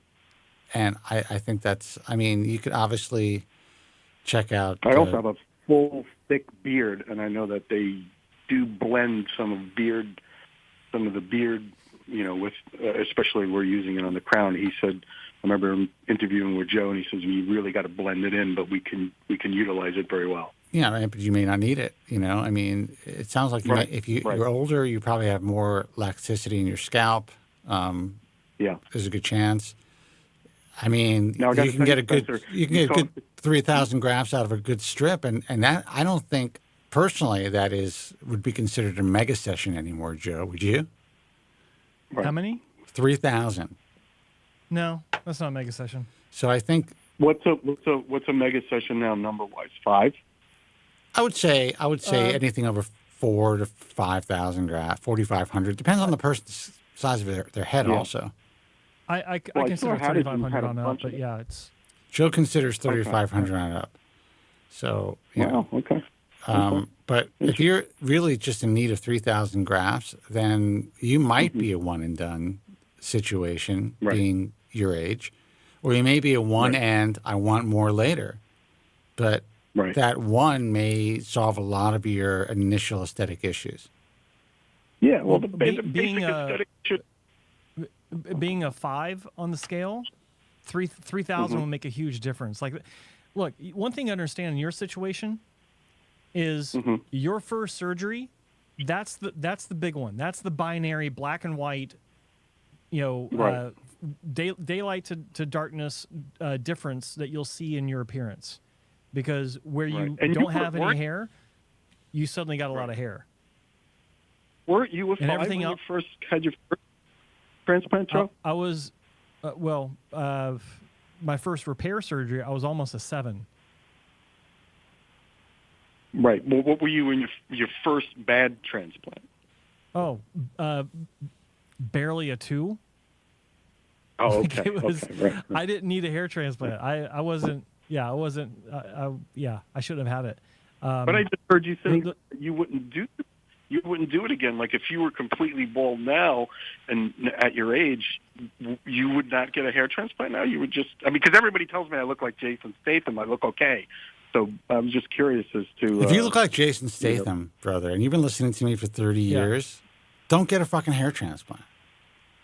Well, everybody says I look great bald. I look.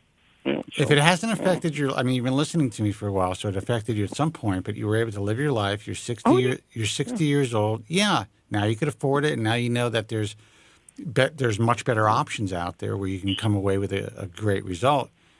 But if you're happy now, just know that anytime you go into that knife, brother, it's a risk.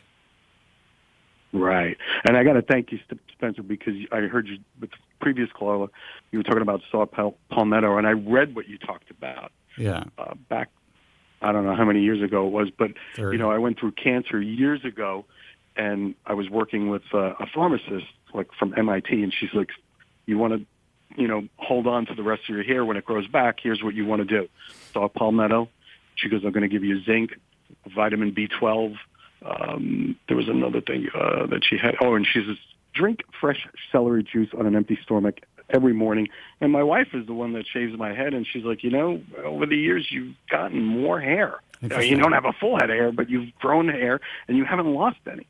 So there you go. I have to tell you, people thought I was complete quackery when I wrote about it.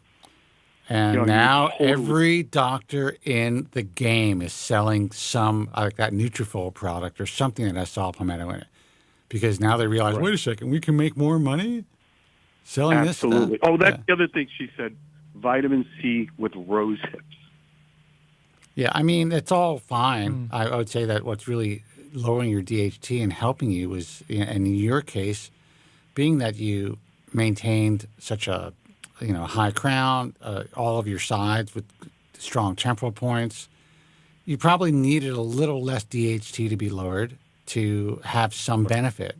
so you didn't have to be on drugs. And I'm glad. Listen, Right. thank God you survived cancer, and I'm glad that you're with us. Yeah, thank you. But if you can live the rest of your life without having surgery, if it's just kind of like, you know what, this would be fun or something, try a hairpiece, see if you like it. But if you are at a position where you're like, I really want hair, that's going to satisfy me, it's important to me, then I could see having a transplant at this point. But Well, it was great. Go ahead. What you said, the bottom line, just have a consult with both Wong and Anagen, and let's see what they say. And that's it. And then I can decide after. Yeah, great. That's what I would do, brother. And listen, again, I'm so glad that you're well after all these years. You made it to 60, and and that you look like Jason Statham, for crying out loud. I'm not too bad. I'm in great shape. I would ask you to consider a few other clinics, because you're saying that it looks like only in North America, or you got to leave the U.S. to get what you're referring to as a mega session. I would love to stay in the U.S. Yeah. Well, you do actually have some options, and just so you know, like Dr. Jerry Cooley, who's in Charlotte, North Carolina, he's not doing much FUE anymore. He's mainly back to strip because he prefers it. His patients prefer it, and he's a master at FUT, and 3,000 grafts is like that's fine for him. There's Dr. Joseph Yaker in Dallas. He's really good. He does a lot of FUE. He does a lot of FUT. He does some hybrid cases where he'll do a little bit of both. There's also Aaron Nussbaum down in Miami. He's fantastic. Like he's so good at what he does. And who else is there? Wasn't there somebody in Arizona? That's off the top of my head. Yeah. Right. Sharon Keene. Oh, that's great. Yeah, just go to iatrust.org. They're all listed. They're all part of the organization. Okay. Or you can go to Joe's website, hairtransplantmentor.com. Mm-hmm. And I'm sure you've been to both. Yep, absolutely. I drool over there. All right, brother, man. It was great hearing from you. You guys are the best. I appreciate it. I'll keep you updated. We are the best. And you guys are great. Take it easy, brother. We are great. God, all the transplants you got, you look great. I sit there and I'm like, this guy looks great. And Spencer, I don't know how you haven't changed your hair forever. I mean, you haven't aged. Well, according to some of my listeners, I change it every week or something. I take it off. I don't think so. I'm just kidding. To me. I take it off. Here. Yeah. It's a plastic helmet. Great. No, it's pretty white now. I mean, it's coming in more white now, but I thank God every day. Well, I got a 3D printer now. I'm going to print out some Spencer hair and wear it. Well, the first time I was like really bald, I went and I tried Topic because I was listening to Spencer, and I was like, wow, this looks incredible. And I'm driving into the city, and I leaned out the window, and all of a sudden in the rearview mirror, I saw this big puff of black smoke. You didn't spray it, brother. There's a piece of mirror, and I look at the back of my head. I'm like, well, I'm not going to make this meeting. That's hilarious, man. That's good. That's good. Poof. All right, brother. Listen, you take care. Great hearing from you. All right. Appreciate it. Thanks, guys. Take care. Bye-bye. See you, buddy. Bye. All right, let's call it a night. Guys, great show. Thank you for calling in and hanging out. Joseph, good job. Thank you. Let me give out Instagram at Spencer Kobren. Joe is at Joe Tillman Official. If you are listening to this broadcast somewhere, you can go to Joe Tillman's YouTube channel, which is youtube.com/hair transplant mentor. I'm going to be doing a lot more stuff on Instagram now. I've been a little bit more motivated, realizing that it's just terrible to say, but all you really have to do is just dumb it down a little bit and give people like the real basics. That's what they want. The nuances of the show and trying to explain the industry, it doesn't work on short form video. No. No, it rarely works in long form video. Yeah. That's true. That's true. All right, guys, until next week, be strong, God bless, and thank you so much for listening. Good night. Shut your goddamn ass up. Oh, man, I pressed the wrong button. That's hilarious. Yeah. I hate when that happens. That is so effing funny. You do record my calls. Shut your goddamn ass up. Thank you very much. I'm sorry for any inconvenience you may have been put to prior to the programme, and I'm glad you enjoyed it. And if you could now leave by the exits at the rear. Filters are going to love that. Splendid. Thank you.